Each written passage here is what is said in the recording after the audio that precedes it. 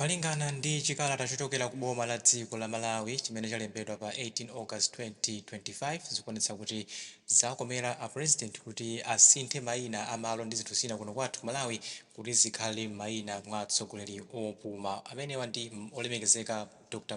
Joyce Banda, olemekezeka Dr. Bakili Muluzi komanso olemekezeka a Professor Arthur Peter Mutharika. Ndi chikala chimenechi chalembedwa mchizungu akuti public notice conferment of honors Capitol Hill, Lilongwe. His Excellency Dr.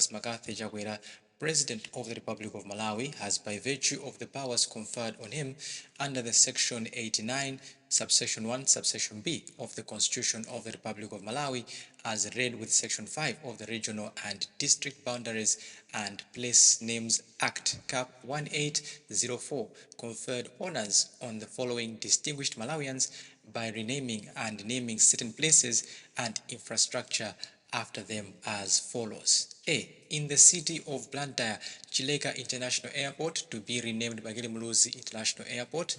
B. In the city of Lilongwe, the unnamed portion of the Lilongwe Western Bypass Road from M12 intersection to M1 Kamuzu Procession Road intersection near Bunda Turnoff to be named Joyce Banda Highway.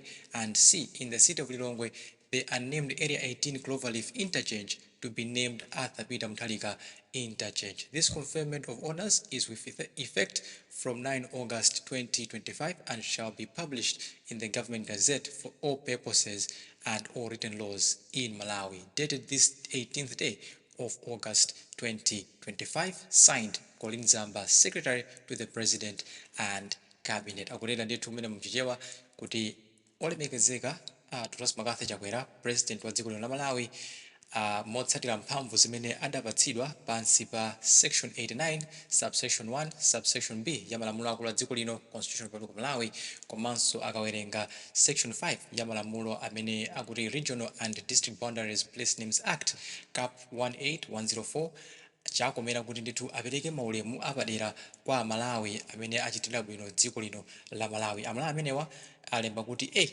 mumzinda wa Blantyre akuti bwalo la ndege la Chileka International lisinthe dzina kukhala bwalo la ndege la Bakili Muluzi International Airport.